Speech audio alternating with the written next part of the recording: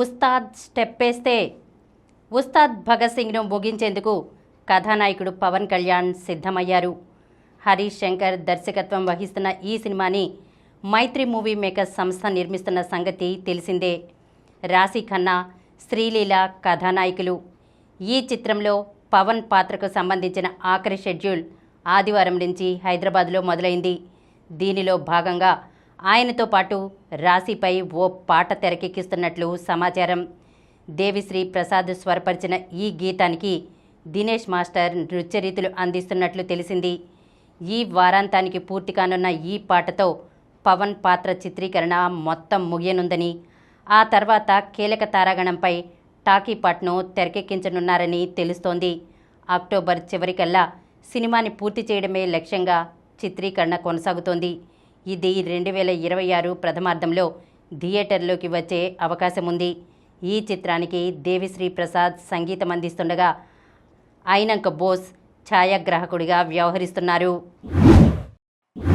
కొత్త సినిమాలపై శ్రద్ధ. స్త్రీ 2లో దెయ్యం పాత్రలో ప్రేక్షకుల్ని పరుగులు పెట్టించి మంచి హిట్ను తన ఖాతాలో వేసుకుంది బాలీవుడ్ నాయిక శ్రద్ధ కపూర్. ఈ సినిమా విడుదలై ఏడాది గడుస్తున్నా ఇంకా తన రాబోయే ప్రాజెక్టులకు సంబంధించిన వివరాల్ని వెల్లడించలేదామె. చావా దర్శకుడితో విట్టా సినిమా చేస్తున్నట్లు కొన్ని రోజులుగా వార్తలు వస్తున్న సంగతి తెలిసిందే. ఇప్పుడు ఆమె బోనీ కపూర్ నిర్మిస్తున్న ఓ ప్రాజెక్టుకు గ్రీన్ సిగ్నల్ ఇచ్చే పనిలో ఉందట. తాజాగా ఓ ఇంటర్వ్యూలో పాల్గొన్న నిర్మాత బోనీ కపూర్ శ్రద్ధ కపూర్తో సరికొత్త కథాంశంతో సినిమా చేయాలనే ఆలోచనలో ఉన్నట్లు తెలిపారు. ప్రస్తుతం ఇది చర్చల దశలో ఉందని, అన్నీ అనుకున్నట్లుగా జరిగితే త్వరలో వివరాల్ని అధికారికంగా ప్రకటిస్తానని చెప్పారు. వరుస చిత్రాలతో శర్వానంద్. కథానాయకుడు శర్వానంద్ నెలల వ్యవధిలో వరుస చిత్రాలతో బాక్సాఫీస్ బరిలో సందడి చేయనున్నారు. ప్రస్తుతం ఆయన చేస్తున్న సినిమాల్లో నారీ నారీ నడుము మురారీతో పాటు యూవీ క్రియేషన్స్లో అభిలాష్ రెడ్డి కంకర తెరకెక్కిస్తున్న చిత్రం ముగింపు దశలో ఉన్న సంగతి తెలిసిందే.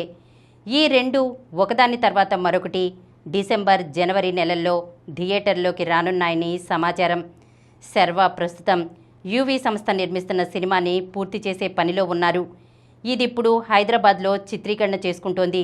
బైక్ రేసింగ్ బ్యాక్డ్రాప్లో సాగే ఈ చిత్రానికి రేసర్ అనే పేరు పరిశీలనలో ఉన్నట్లు తెలిసింది. నెలాఖరు నాటికి ఈ సినిమాని పూర్తి చేసి డిసెంబర్లో దీన్ని తెరపైకి తీసుకొచ్చేందుకు చిత్రవర్గాలు సన్నాహాలు చేస్తున్నట్లు తెలిసింది.